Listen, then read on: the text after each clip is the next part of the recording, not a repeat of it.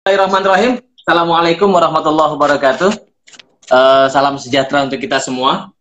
Teman-teman sekalian, selamat datang, selamat sore, selamat datang di akun Instagram @Nur Society. Ini adalah akun resmi yang dikelola oleh Nur College Masjid Society. Sore ini kita kembali mengudara dalam acara Humanisme Cak Nur, sebuah program yang dibuat khusus dalam rangka peringatan Haul Cak Nur yang ke-15. Teman-teman sekalian, sore ini kita akan berbincang topik yang begitu penting dalam seluruh aspek pemikiran Cak Nur, yaitu tentang humanisme. Nah, sore ini kita akan berbincang bersama Bapak Ayang Utriza Yakin PhD.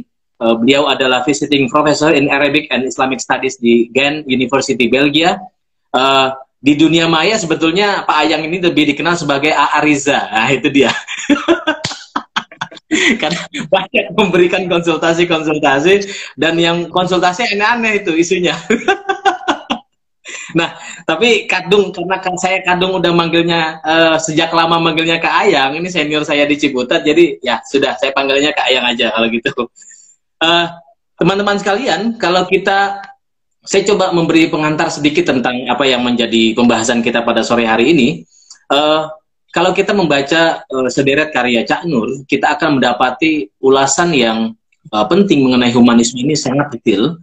Dan menurut Cak Nur, konsep yang kita kenal sebagai humanisme itu sudah muncul pada sejarah awal Islam awal. Persisnya ketika Nabi menyampaikan khutbatul wada atau pidato perpisahan.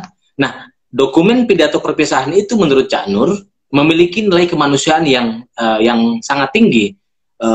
Ya bisalah kita bandingkan dengan 10 perintah Tuhan atau khutbah di atas bukit.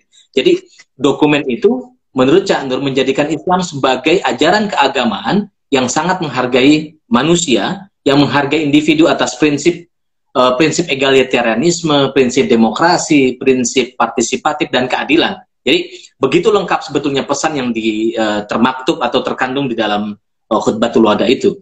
Nah, bahkan dalam orasi yang disampaikan oleh seorang filsuf dari Italia, Giovanni Pico della Mirandola, itu seorang pemikir abad pencerahan, persisnya abad ke-15, itu berjudul dalam bahasa Inggris diterjemahkan Oration on Dignity of Man. Itu diakui bahwa dia pernah membaca satu dokumen yang dibuat oleh orang bernama Abdullah. Jadi dia telah membuat pernyataan mengagumkan bahwa tidak ada sesuatu yang dapat dipandang lebih mengagumkan daripada manusia. Nah, dari sini sebetulnya nampak betul bahwa manusia merupakan makhluk tertinggi dan karena itu harus mendapat tempat yang tinggi dan seperti penghormatan, kemudian persamaan hak, keadilan dan lain sebagainya. Nah, kata Cak Nur, nilai ketuhanan merupakan wujud Tuhan dan makna hidup kosmis dan eksistensial manusia, dan nilai kemanusiaan merupakan wujud makna terestrial hidup manusia. Jadi artinya apa? Artinya setiap pribadi manusia adalah berharga, seharga kemanusiaan sealam raya. Nah, kalau kita mau ngutip ayat Quran di sini misalnya, kita bisa sebut bahwa man qatala nafsan bighairi nafsin aw fasadin fil ardi fa ka'anna man qatala nasa jami'an. Jadi itu prinsip yang universal dalam Islam. Nah, saya akan langsung saja ke Kak Ayang untuk memberikan mungkin kita mulai dengan 20 menit pertama, silakan. Nanti setelah itu kita akan merespon teman-teman yang memberikan pertanyaan di kolom komentar. Silakan, Kiai. Ya. Baik. Bismillahirrahmanirrahim. Assalamualaikum warahmatullahi wabarakatuh. Waalaikumsalam warahmatullahi wabarakatuh. Alhamdulillah bidzikri yatma'innul qulub wa bifadlihi rahmatihi tagfirud dhunub. Asyhadu an la ilaha illallah al-khaliqul ma'bud wa asyhadu anna sayyidina Muhammad 'abduhu wa rasuluhu shadiqul maw'ud. Allahumma salli wa sallim wa barik ala sayyidina wa syafi'ina wa nabiyyina Muhammad wa ala alihi wa ashabihi wa atba'i ahli sidqi wal wafa, amma ba'du. Pertama-tama tentu kami menghaturkan terima kasih banyak kepada Pak Direktur Fakhrul Razi dan seluruh teman-teman di Nur College Masjid Society yang telah mengundang kami untuk urun rembuk membicarakan salah satu pemikiran Cak Nur dalam rangka Haul Cak Nur yang ke-15.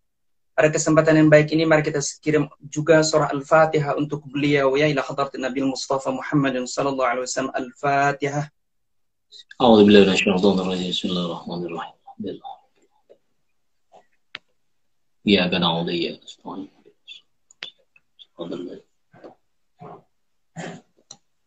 Alhamdulillah.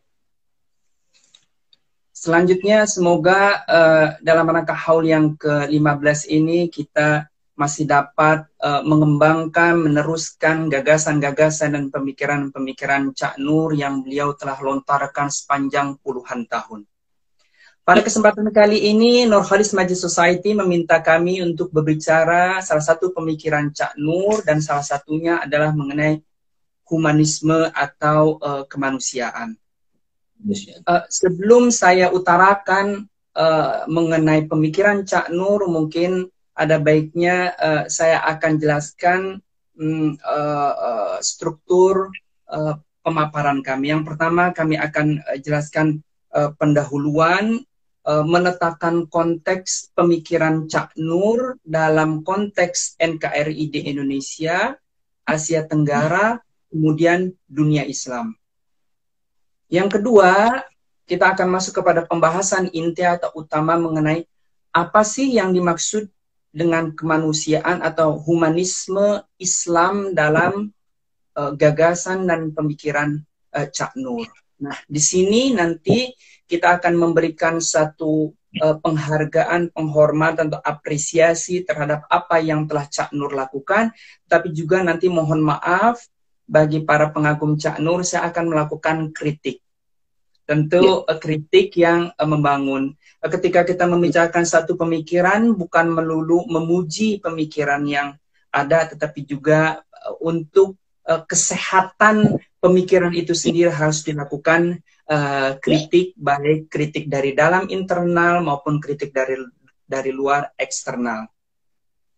Mencoba untuk meletakkan Cak Nur pada tempatnya, kemudian membandingkannya di konteks Indonesia, Asia Tenggara, dan dengan para pemikir-pemikir dunia Muslim. Kemudian kami akan tutup pada 5 menit terakhir, apa-apa sih kira-kira titik-titik pemikiran Cak Nur yang penting, yang kemudian bisa terus dilanjutkan, kemudian dikembangkan untuk generasi yang akan datang. Yang pertama, teman-teman, sahabat sekalian dimanapun Anda berada, saya pertama kali ingin mengucapkan terima kasih yang sebesar-besarnya dan juga memberikan penghargaan yang setinggi-tingginya, terutama kepada Dr. Budi Munawar Rahman, yang lebih akrab kita panggil dengan sebutan Mas Budi.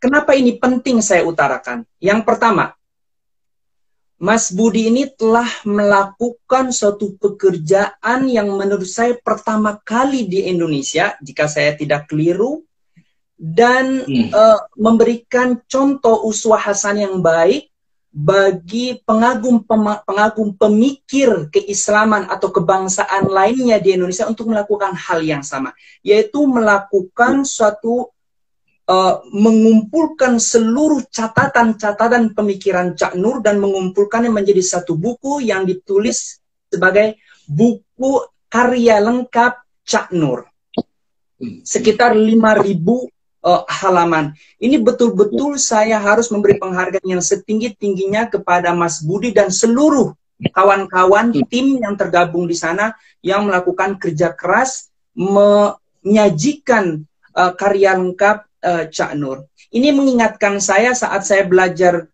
mampir di Al-Azhar, saat saya mengumpulkan banyak karya pemikir-pemikir Muslim dari dunia Muslim saat di Kairo. Di Kairo itu banyak sekali yang disebut dengan Al-A'mal Al-Kamilah, karya lengkap. Misalnya ada Al-A'mal Kamilah li Syekh Muhammad Abdu.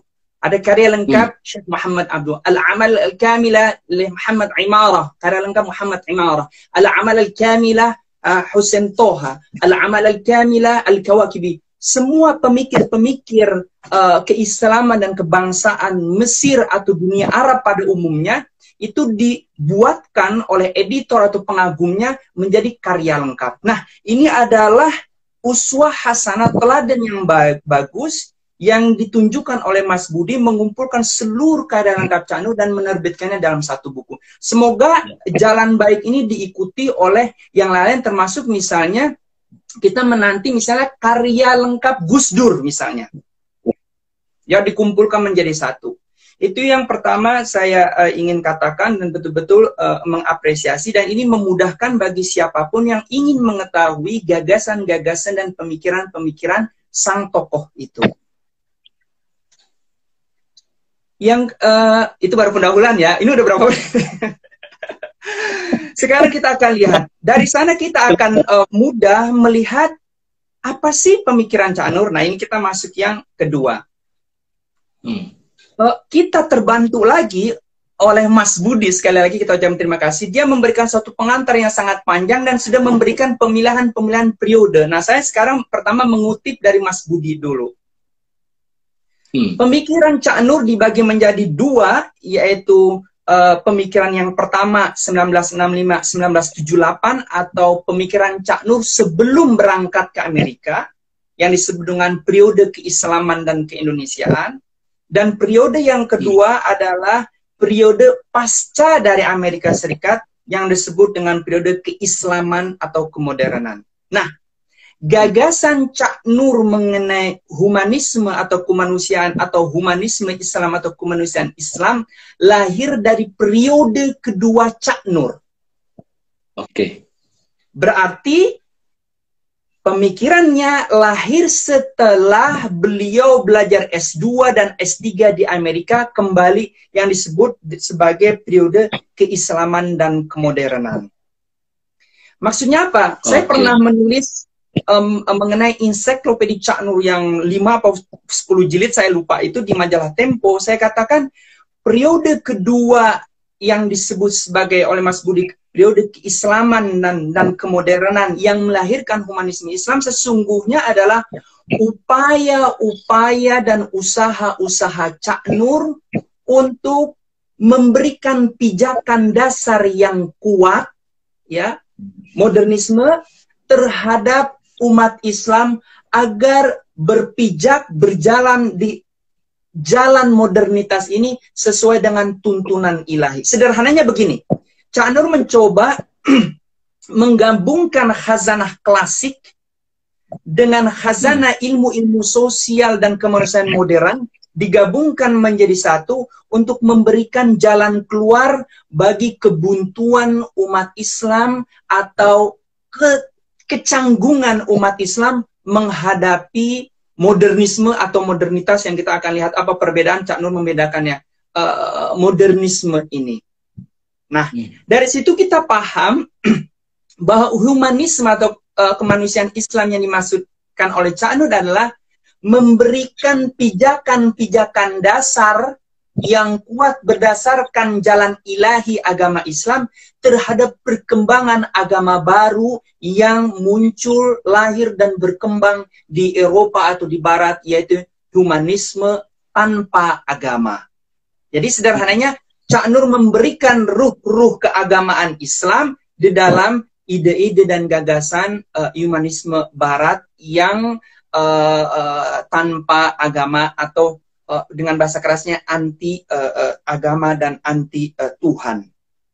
Pertama itu. Jadi kita tahu berarti ada perkembangan pemikiran Cak Nur sebelum dan sesudahnya. Itu yang pertama. Terus yang kedua, kalau kita lihat seluruh karya Cak Nur, ini gagasan penting. Ternyata, ini bagian kritik saya, ternyata cukup sedikit kita menemukan gagasan-gagasan pemikiran Cak Nur mengenai humanisme atau kemanusiaan itu sendiri. Dia terpapar gagasan-gagasan itu di banyak buku, mungkin ada sekitar di beberapa tempat, tapi saya catat ketika Cak Nur berbicara mengenai humanisme atau kemanusiaan Islam, dia ada di 8 makalah atau 8 bab buku yang tersebar di mana-mana. Terutama di salah satu buku utamanya, yaitu Islam, Doktrin, dan Peradaban. Jadi di 8 makalah. Tapi nanti kita akan lihat 8 makalah ternyata bukan seluruhnya berbicara mengenai humanisme Islam. Yang kedua, ada satu buku yang judulnya terkesan memberikan kepada pembaca bahwa inilah gagasan utama Cak Nur mengenai kemanusiaan atau humanisme, yaitu buku yang berjudul Islam Agama Kemanusiaan. Tapi sesungguhnya kalau kita baca buku itu yang terdiri dari 12 makalah hasil KKA yang dijadikan buku, ya, ternyata ini tidak menjelaskan apa sesungguhnya Islam sebagai agama kemanusiaan, tetapi hanya memberikan jalan keluar bagi banyak persoalan yang dihadapi oleh bangsa kita dan umat Islam dari sudut pandang khazanah klasik, terutama Quran dan hadis, kemudian digabungkan dengan ilmu-ilmu sosial kemanusiaan, terutama filsafat. Menariknya, sebelum saya lanjutkan, Cak Nur ini sering dituduh orang sebagai liberal, sekuler, pluralis, dan lain-lain dengan konotasi yang sangat negatif. Padahal kalau kita baca, Cak Nur ini sangat ustadz sekali. Cak Nur ini sangat-sangat aswaja, Asy'ari Maturidi. Dan bahkan Cak Nur tidak berani melampaui batasan-batasan wahyu. Nanti mungkin saya kutipkan di mana Cak Nur mengatakan bahwa humanisme di dalam Islam itu adalah gagasan pemikiran humanisme yang tetap harus di bawah benderang wahyu ilahi. Cak Nur tidak berani keluar dari pakem aswaja. Karena itu kita heran sekali mereka yang mengkritik dan menuduh Cak Nur A sampai Z. Saya yakin dan percaya mereka tidak membaca karya-karya Cak Nur. Kalau membaca, sungguh ini sebetulnya betul-betul Cak Nur sebagai alumni Gontor, Cak Nur sebagai alumni IAIN Jakarta, seorang yang sangat soleh, seorang yang betul-betul ustadz. Jadi ini saya ingin mengatakan bagi yang mendengar ini keliru betul-betul. Bahkan mungkin bisa kita kritik betul sangat jauh, tapi dalam hal ini kita singkirkan dulu mungkin pada kesempatan yang lain. Saya lanjut. Jadi 8 makalah, satu buku. Ternyata Cak Nur, saya melihat sekitar hanya ada 3 makalah yang kira-kira mencoba menjelaskan apa sih pemikiran Cak Nur mengenai humanisme Islam atau kemanusiaan Islam, yaitu makalah dia mengenai yang pertama, yang paling utama dari seluruh 20 bukunya, ratusan makalah kemudian dibukukan itu, satu yang betul-betul dan hanya berjudul Humanisme Islam. Humanisme Islam di dalam bukunya Cendekiawan dan Religiusitas. Disinilah Cak Nur menjelaskan apa sih pemikiran humanisme Islam. Yang kemudian dia kembangkan di dalam bab yang lain, di buku yang sama Cendekiawan dan Religiusitas, yaitu di dalam bab agama modern. Ya. Jadi istilahnya di bab ini agama modern, Cak Nur menjelaskan begini kira-kira.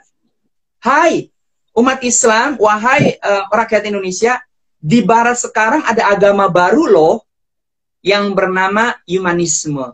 Dia mengutip misalnya Cak Nur itu mengutip Julian Huxley, kemudian mengutip juga Archie Bam yang menjelaskan bahwa humanisme adalah agama baru bagi masyarakat Eropa. Dari sana Cak Nur mau masuk, tapi ingat agama baru itu menolak agama, Tuhan, menolak agama dan Tuhan. Hati-hati kata Cak Nur, kita nggak mau seperti itu. Kita bangsa Indonesia punya jati diri, kita umat Islam Indonesia punya jati diri. Kita memeluk humanisme, nilai-nilai kemanusiaan ini, tapi kita harus masukkan nilai-nilai etika dan moral Islam. Dari sini sebetulnya kritik kita, Cak Nur ini, mohon maaf, ini betul-betul seorang ustaz. Ya, kira-kira gini, oh ada pemahaman, wah hati-hati nih, saya harus perlu jaga. Justru Cak Nur adalah seorang pemikir yang mencoba untuk menjaga akidah umatnya. Hati-hati loh, mereka anti agama dan anti Tuhan. Hai umat Islam Indonesia, jangan. Kita ini orang beragama. Kita umat Islam, kita harus masukkan nilai humanisme ini dengan nilai-nilai keislaman. Jadi Cak Nur ini adalah sesungguhnya adalah penjaga etika dan moralitas Islami, penjaga aswaja sebetulnya. jauh dari tuduhan-tuduhan orang yang mengatakan Cak Nur sekuler, liberal, dan lain-lain. Cak Nur sering berseloroh, makanya saat di KKA, saya itu rajin sekali hadir di KKA, di Hotel Regent ya. Cak Nur selalu berseloroh, bilang begini, saya itu sudah pakai hadis, sudah pakai ayat Al-Quran, sudah mengutip kitab klasik, tapi masih dituduh sekuler, pluralis, liberal, sementara Gus Dur hanya ngomong saja dibilang diaminkan oleh seluruh umat. Nah, Cak Nur ini memang mengalami kegamangan mengapa ide-ide dia ditolak padahal betul-betul berdasarkan nilai Islam. Nanti sih kita akan lihat betapa pemikiran humanisme Islam Cak Nur cukup sederhana. Dia mengutip beberapa ayat, beberapa hadis, tapi sebelum masuk ke sana dia mengutip salah satu pemikir humanis zaman Renaissance atau Renaissance. Jadi di agama modern dia ingin masuk. Ada baru, tapi hati-hati. Kemudian baru dia masuk di humanisme Islam ini yang kemudian nanti dijelaskan cukup panjang lebar di dalam bukunya Pesan-pesan Takwa. Menarik ini, yaitu menghormati kemanusiaan. Bagi saya ini adalah gagasan lengkap Cak Nur mengenai kemanusiaan Islam atau humanisme Islam. Ini justru lebih panjang dari bab humanisme Islam. Di sini dia lebih panjang, mungkin hampir belasan, di dalam bukunya Pesan-pesan Takwa. Kita tahu buku Pesan-pesan Takwa ini adalah buku pada periode-periode akhir hidup Cak Nur. Artinya Cak Nur terus mengalami spiritualitas keislaman yang begitu intens. Justru ada di Pesan-pesan Takwa. Dan isinya seluruhnya adalah kutipan-kutipan ayat Al-Quran, kutipan-kutipan hadis. Jadi sungguh sangat aneh mereka yang lagi-lagi menuduh Cak Nur. Ini isinya betul-betul hanya Quran dan hadis. Mengapa hanya Quran dan hadis? Lagi-lagi ia terpengaruh oleh cara berpikir Ibnu Taimiyah dalam gerakan yang sering disebut reformisme Islam, yaitu kembali kepada Al-Quran dan hadis, tapi bukan seperti yang ditafsirkan oleh teman-teman Salafi atau Wahabi atau Salafi Wahabi. Sebaliknya Cak Nur ya. Nah, yang ketiga sekarang kita coba intinya. Di dalam bab yang singkat dan sederhana ini, sebelum Cak Nur menyampaikan apa sih humanisme dalam Islam itu, Cak Nur mengutip Giovanni Pico della Mirandola tadi yang telah disebut oleh Pak Fahru Rozi, ya. Sebetulnya Cak Nur cuma mau ngambil satu aja, ya, istilahnya nyileh tangan, ngambil mulut orang lain untuk mengatakan, oh di dalam Islam tuh ada juga lah humanisme Islam. Kita boleh mengkritik Cak Nur sebagai apologetik dalam hal ini, atau perlu mengambil orang lain untuk menyampaikan bahwa Islam tuh ada loh melalui mulut orang Barat. Setelah mengutip Giovanni Pico della Mirandola, kemudian Cak Nur memberikan banyak sekali kutipan-kutipan ayat dan hadis yang mengatakan gini sederhananya, humanisme Islam atau humanisme Islam dan Cak Nur adalah etika dan moralitas, nilai-nilai kemanusiaan yang harus ada dan terus ada, kemudian dikembangkan oleh orang itu berdasarkan nilai-nilai kemanusiaan yang universal, yang beretika dan beradab. Dan nilai-nilai kemanusiaan ini sudah ada sejak ia lahir, yang disebut oleh Cak Nur sebagai fitrah, dan ini terus terjaga kalau tidak ada lingkungan yang buruk, dan dia akan terus dipayungi oleh fitrah ini. Dan nilai-nilai kemanusiaan itu juga harus sesuai dengan wahyu, yaitu Al-Quran dan hadis. Jadi sesungguhnya pemikiran Cak Nur ini lagi-lagi cukup sederhana. Itulah pemikiran Cak Nur yang kemudian misalnya beliau mengutip yang paling sering dari hadis adalah kullu mauludin yuladu 'alal fitrah, dan hingga akhir. Semua manusia lahir atas dasar fitrah, yaitu nilai-nilai kemanusiaan yang sopan, egaliter, beradab, dan lain sebagainya, yang itu harus terus ada dalam diri manusia, yang dengannya menjadi sinar kehidupan bagi dirinya. Kemudian beliau juga sering mengutip Surah Al-A'raf ayat 172, Cak Nur sangat suka sekali mengutip ayat ini, ya, yang qalu bala syahidna. Saya bacakan di Bismillahirrahmanirrahim. Wa id akhadha rabbuka min bani adam min dhuhurihim dhurriyyatahum wa ashhadahum ala anfusihim alastu birabbikum qalu bala syahidna. Apakah engkau telah menyaksikan bahwa ini aku ada Tuhanmu? Ya, kami bersaksi. Kesaksian ini bagi Cak Nur adalah kesaksian nilai-nilai penerapan dan penerimaan nilai-nilai kemanusiaan yang akan membimbing dia sepanjang hidupnya. Terakhir yaitu ayat Ar-Rum ayat 30 yang juga Cak Nur sering kutip di hampir seluruh kuliah-kuliah dan seminarnya. Fa'aqim wajhaka lid-dini hanifa fitratallahi allati fataran nasa 'alaiha la tabdila li khalqillah dzalika ad-dinul qayyim walakin aktsaran nasi la ya'lamun. Fitratallahi allati fataran nasa 'alaiha, ini adalah poin gagasan penting Cak Nur mengenai humanisme Islam, bahwa fitrah kemanusiaan yang santun, egaliter, beradab ini telah Allah masukkan dan itu menjadi sinar bagi kehidupan selanjutnya. Jadi pemikiran Cak Nur cukup sederhana dan singkat. Nah, sekarang saya mau membandingkannya dengan pemikir lain. Dalam hal ini juga saya mencoba menyampaikan kritik. Mohon maaf bagi para pengagum Cak Nur kalau kritik ini dianggap terlalu keras. Yang pertama, Cak Nur dalam menyampaikan gagasan dan pemikirannya cukup sangat sederhana sekali. Saya berharap Cak Nur menulis satu bab yang di situ di dalamnya ada dialektika pemikiran. Terserah itu mau mengutip dari Al-Quran, hadis, pemikiran modern, masuk ke dalam jantung wacana diskusi humanisme di dunia. Ini tidak dilakukan oleh Cak Nur dan ini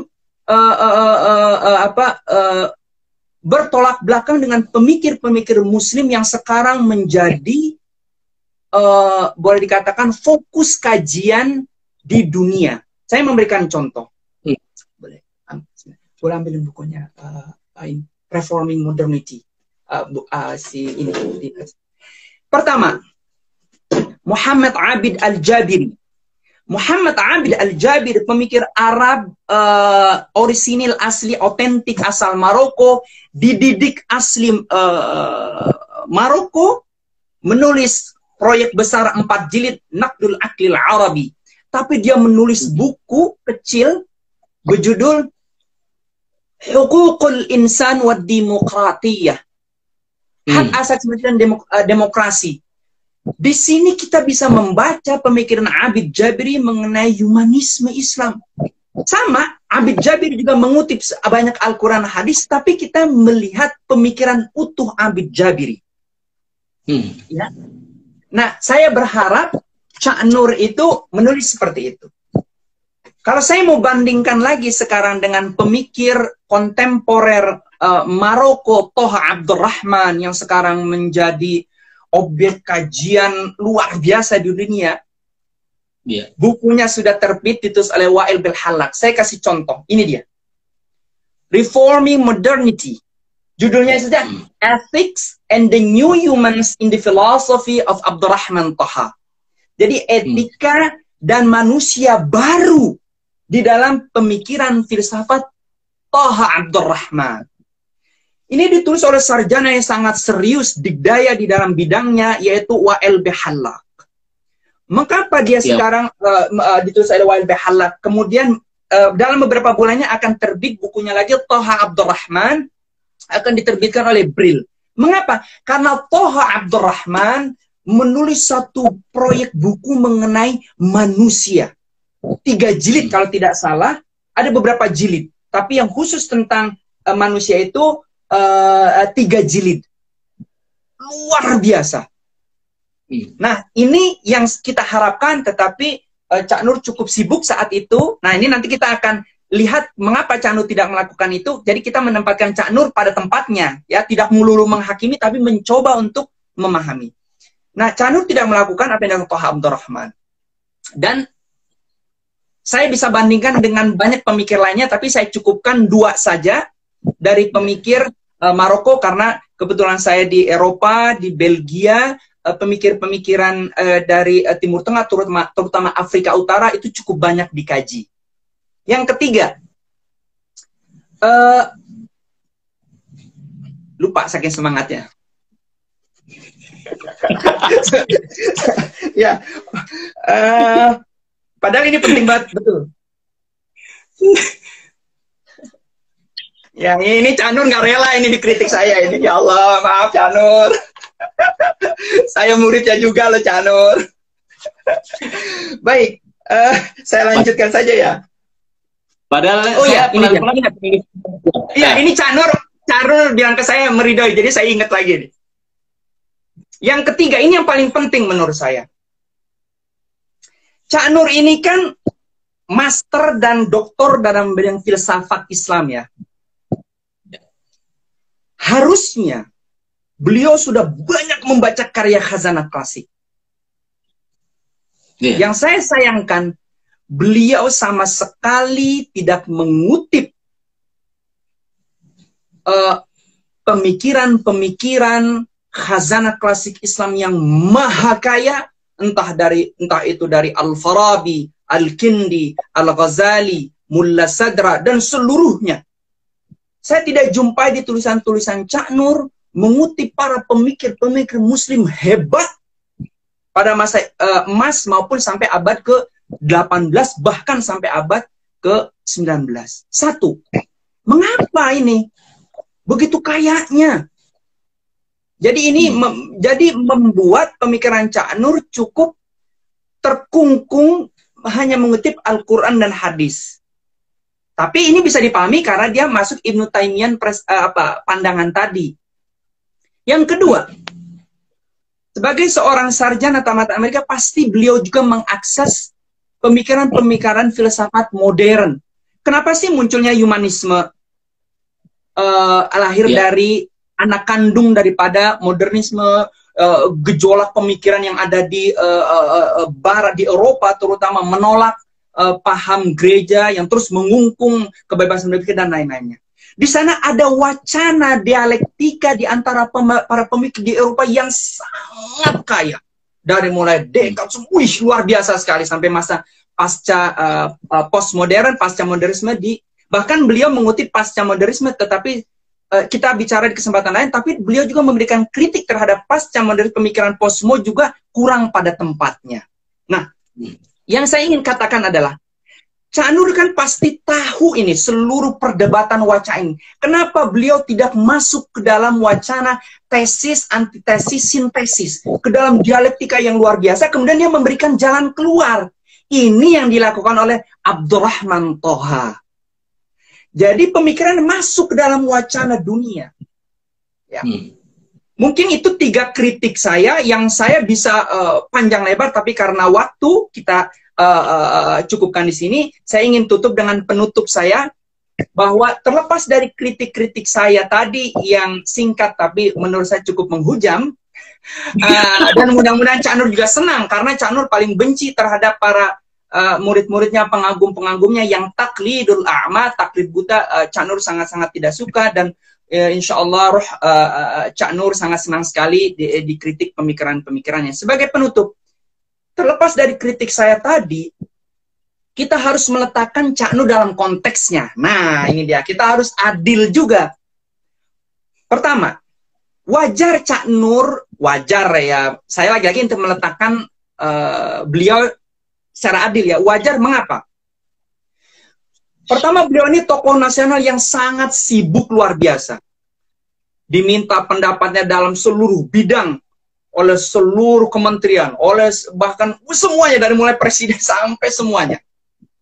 Kedua, beliau juga seorang guru besar, seorang dosen pengajar yang harus mengajar di mana-mana. Ketiga, beliau adalah pengisi seminar konferensi dari Sabang sampai Merauke. Yang keempat, jangan lupa beliau juga adalah seorang ustadz, seorang syekh yang mengisi khutbah Jumat, yang mengisi ceramah di mana-mana. Kesibukan beliau ini untuk mencerdaskan kehidupan umat Islam ini sibuk sehingga tidak ada waktu untuk berpikir yang lebih dalam. Nah, saya ini, Oji dan semua yang hadir di sini adalah generasi anak kandung dari keberhasilan periode pertama yang saya sebut sebagai bapak pendiri, founding fathers daripada Islamic Studies, kajian keislaman di Indonesia, Cak Nur, Gus Dur, dan tokoh-tokoh lainnya. Mereka adalah generasi pertama, ya. Jadi wajar meletakkan dasar-dasar yang kemudian oleh generasi kedua, periodenya Azumardi Azra, Komarudin Hidayat, yang sudah lebih baik, kemudian berkarya, lain-lain. Generasi yang ketiga, kita ini mungkin generasi keempat atau kelima dalam kajian keislaman. Nah, kita adalah hasil dari apa yang ditanam oleh Cak Nur. Kitalah yang melengkapi apa yang kurang dari Cak Nur, dan saya pikir tetap pemikiran-pemikiran Cak Nur masih relevan hingga sekarang dan masih terus harus kita gaungkan bagi generasi yang akan datang. Demikian teman-teman sekalian, Nurholis Maju Society yang saya bisa sampaikan. Saya tutup dulu, tentu nanti kita akan buka dalam sesi tanya jawab. Sekian, terima kasih. Assalamualaikum warahmatullahi wabarakatuh. Waalaikumsalam warahmatullahi wabarakatuh. Ini Kiai, ini apa ya? Satu ulasan yang begitu yang begitu padat menurut saya. Begitu padat, dan saya mendapati, saya nggak kaget dengan kritik ini sebetulnya, karena saya melihat bahwa pembacaan yang begitu sistematis terhadap karya-karya Cak Nur, terutama kaitannya dengan konsep tentang humanisme, itu memang kalau kita telisik memang tidak terlalu banyak soal itu.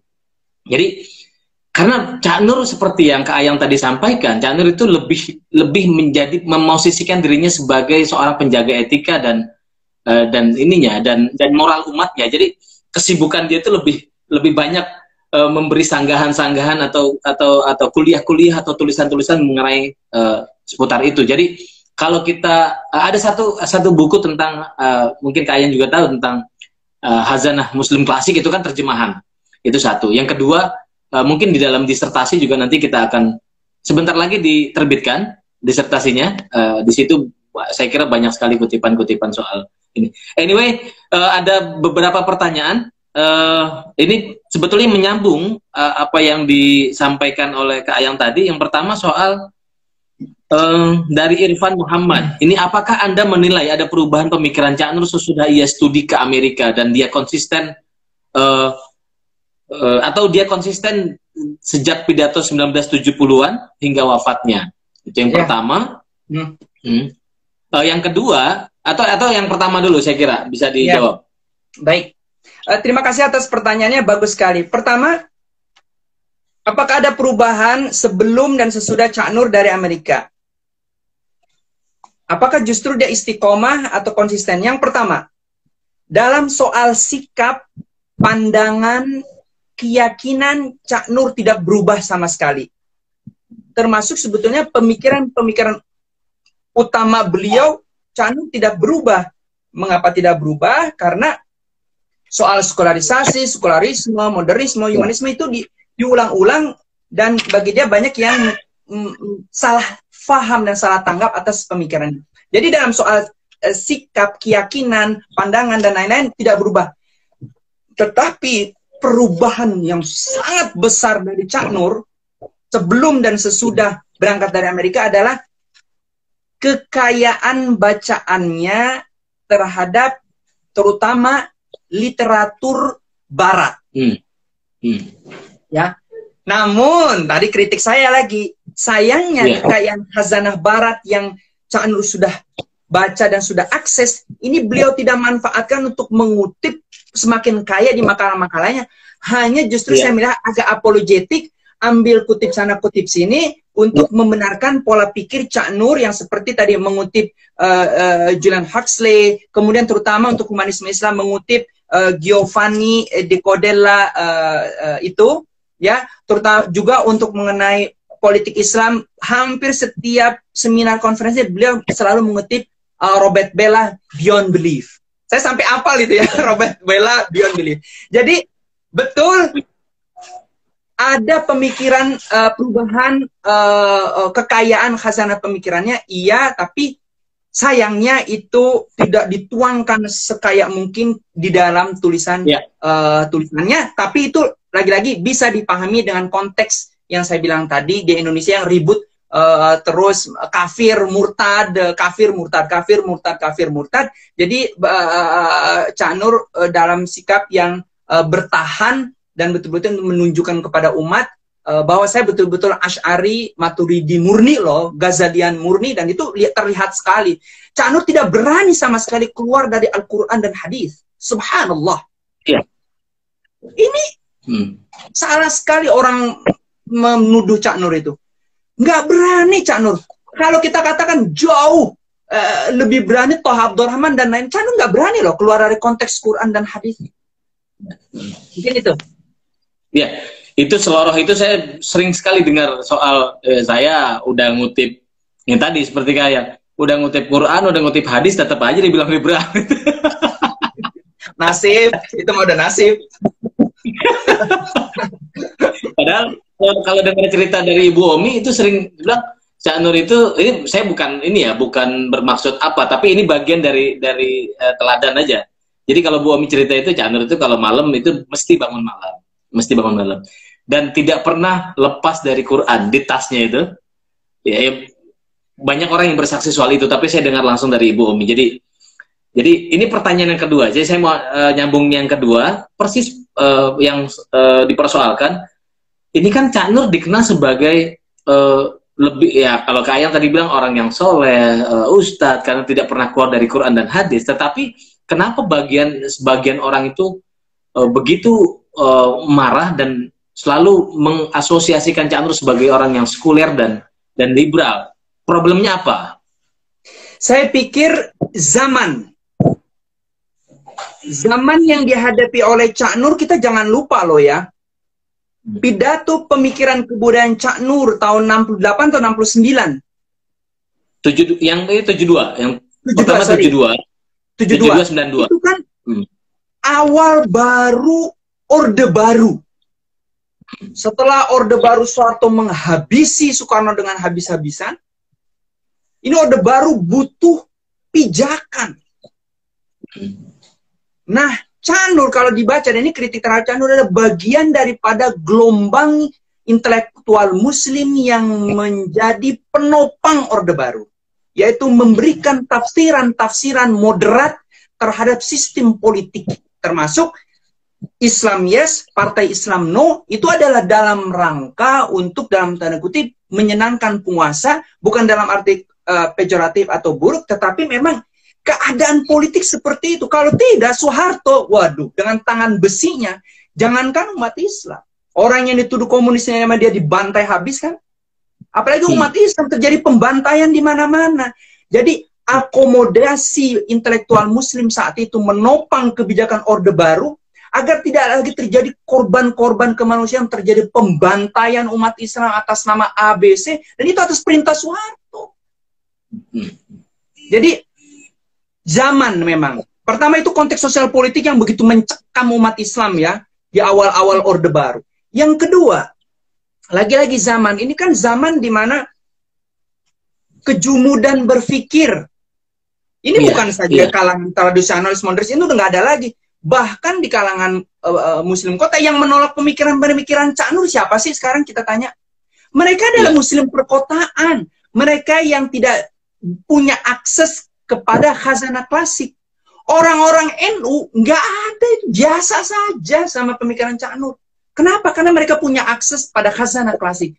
Justru orang-orang modernis atau dengan label modernis dan orang perkotaan yang tidak punya akses pada khazanah klasik, yang mengkritik habis-habisan seperti Abdul Qadir Jailani di dalam bukunya, ya kan? Kemudian Muhammad Rashidi, sayangnya alumni Prancis yang kok begitu ya, ya yang kita, jadi banyak sekali. Jadi bagi saya kenapa disalahpahami adalah karena memang zamannya secara sosial politik, secara pendidikan umat Islam, dan banyak sekali, apalagi kalau lawan-lawan politik Cak Nur yang saya bilang bahwa Cak Nur, Imadun Abdurrahman, kemudian banyak sekali ya pemikir-pemikir muslim yang dianggap sebagai lagi-lagi penopang-penopang kebijakan rezim Orde Baru. Tapi ini kita nggak bahas ini, biarlah ada orang yang lebih ahli melihat Cak Nur dan kiprah politiknya. Cuman saya ingin sampaikan bahwa tuduhan itu adalah karena memang zaman. Sekarang Oji, saya atau semuanya dituduh kafir, murtad, liberal, udah kayak biasa aja kan? Ya, terlihat bahwa ketika orang menuduh kafir, murtad, liberal, sekuler, terlihat sekali orang itu tidak baca. Mereka yang sangat mudah menuduh orang murtad, kafir, liberal, sekuler, hanya berbeda pandangan. Percayalah orang itu tidak baca.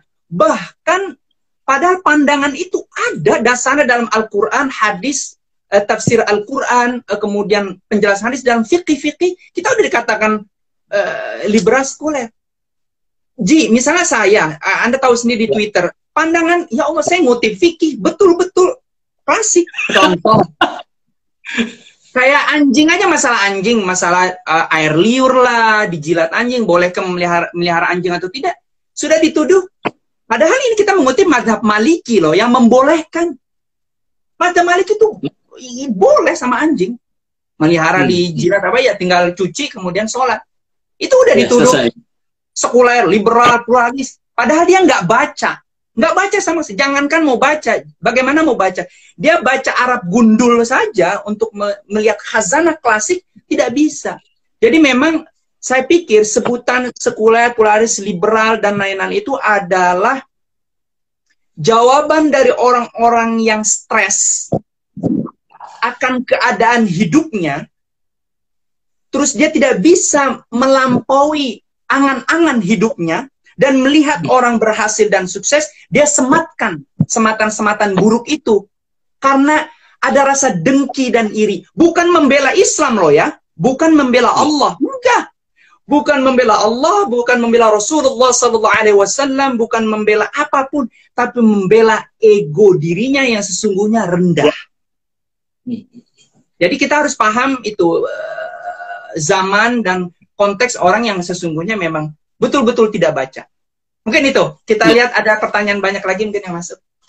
Iya, itu kan ada narasi-narasi semacam itu kan sebetulnya orang membela Islam sebetulnya bukan membela Islam, tetapi membela kaum Islamis. Jadi itu kan apa ya, yang diciptakan lah, narasi yang diciptakan yang seperti yang dirasakan oleh Cak Nur sebetulnya ketika dia melakukan melontarkan ide pembaruan Islam misalnya, itu kan dia sendiri sadar di dalam pidatonya itu.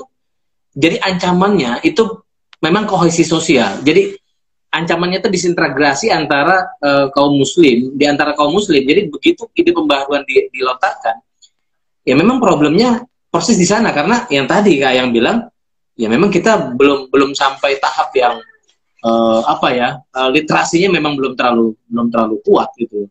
Jadi saya nggak tahu bagaimana caranya yang paling elegan ya, yang paling elegan memberikan semacam pendidikan literasi tentang apakah sejarah, apakah tentang tentang isu-isu supaya orang tidak mudah membawa isu-isu sensitif di dalam ruang publik gitu. Ya, saya pikir seperti yang kita bahas di dalam kesempatan kali ini mengenai humanisme Islam dalam pemikiran Cak Nur, sesungguhnya apa yang Cak Nur ajak ini kan begini, hai umat Islam bangsa Indonesia, kita jangan alergi dengan seluruh pemikiran apapun yang datang dari luar. Jangan alergi, dia bilang. Makanya dia kesal sekali di beberapa tulisan, dia bilang dibedakan antara westernisme dengan westernisasi. Kalau westernisme, cara pandang ideologi barat, yaitu modernisme mengagungkan rasionalisme melulu, kita tolak kata Cak Nur. Yang kita terima adalah rasionalitas atau modernitas, yaitu rasionalitas menggunakan akal budi yang diberikan Allah untuk melakukan banyak hal. Kata Cak Nur, modernitas dan modernisme beda, kata Cak Nur. Modernisme itu adalah bertumpu menuhankan rasionalisme akal tanpa melibatkan Tuhan dalam semua perbuatan kita. Cak Nur bilang tidak. Tuhan harus selalu dilibatkan di dalam sinar terang benderang wahyu Quran dan hadis, kata Cak Nur. Nah, yang didukung oleh rasionalitas yaitu penggunaan akal budi dalam setiap bidangnya, dalam pertanian, perkebunan, teknologi, industri, dan lain-lain. Termasuk juga humanisme Islam. Humanisme kita terima, yaitu gagasan terhadap pemuliaan manusia itu sendiri. Kita tidak tolak itu, kita masukkan nilai Islam. Nah, karena itu, bagi saya adalah, bagi siapapun termasuk kita ya, bagi teman-teman yang hadir di sini, yang boleh dikatakan, kalau boleh pakai label, mewakili daripada umat Islam yang moderat, kita pun harus membaca karya-karya orang-orang Salafi, Wahabi, HTI, Ikhwanul Muslimin, sehingga kita juga tahu apa sih pemikiran mereka, kelebihan kekurangannya, kenapa kita menolak pemikiran mereka. Sebaliknya mereka juga teman-teman Salafi, Wahabi, HTI, Ikhwanul Muslimin, takfiri, dan lain-lain, jangan alergi juga. Baca dulu pemikiran-pemikiran khazanah klasik Islam Aswaja yang moderat ini. Tapi sayangnya, bukan Islam moderat yang alergi terhadap bacaan mereka. Biasanya teman-teman Salafi, Wahabi, HTI, IM, takfiri yang sudah alergi duluan. Mengapa? Karena sudah tadi haram. Kemarin kita udah ribut lagi. Filsafat, haram. Musik, haram. Perbankan, haram. Teknologi, haram. Televisi, haram. Radio, haram. Internet, haram. Ya udah tinggal di gunung aja tuh. Nah iya, semuanya haram gimana dong? Ini kan saya pernah melakukan penelitian terhadap teman-teman Salafi Wahabi, yaitu di Radio Roja. Ini kan ajib. Mereka mengharamkan internet, televisi, semuanya, tapi pada saat bersamaan mereka menggunakannya. Alasan mereka untuk dakwah. Hal-hal yang baik. Nggak konsisten dong. Ya, nggak boleh nyalain televisi karena ada misalnya gambar-gambar yang akan mengundang syahwat. Loh, bukan televisinya yang salah, andanya saja yang salah, ya gak? Loh, nah iya, loh, ini loh, filsafat haram karena mengutip Imam Syafi'i dan salah pula lagi. Salah pula. Itu kutipan yang parah sekali, mengambil pendapat Imam Syafi'i, padahal konteks Imam Syafi'i bukan seperti itu. Haram filsafat karena akan man tafalsafa qad tazandak, siapa yang berfilsafat maka sudah zindik. Jadi bagaimana teman-teman kita, saudara-saudara kita yang di ini tetangga sebelah, RW sebelah ini ya mau baca khazanah yang kita baca karena dia sudah mengharamkan dulu. Filsafat haram, musik haram, Allahu Akbar.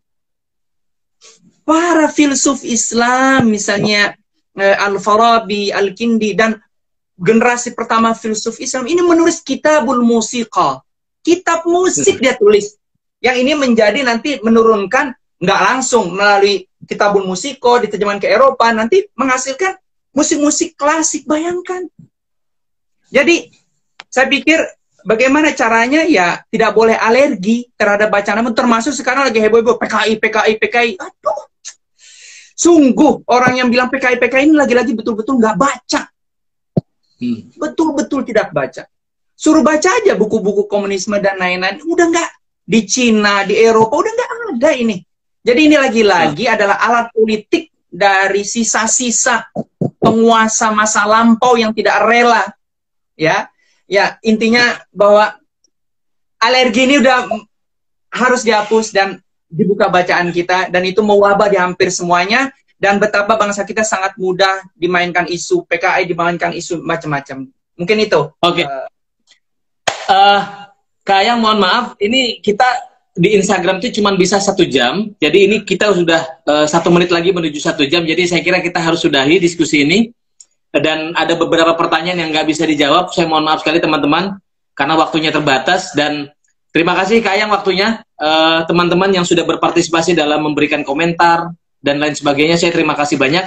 Besok kita kembali lagi jam 4 bersama Ibu Liz Markus Nafir, bicara tentang perspektif perspektif Cak Nur tentang keadilan gender. Nah, hari Jumatnya nanti kita ketemu dengan Dr. Neng Hana dari UIN Bandung. Saya kira itu, terima kasih.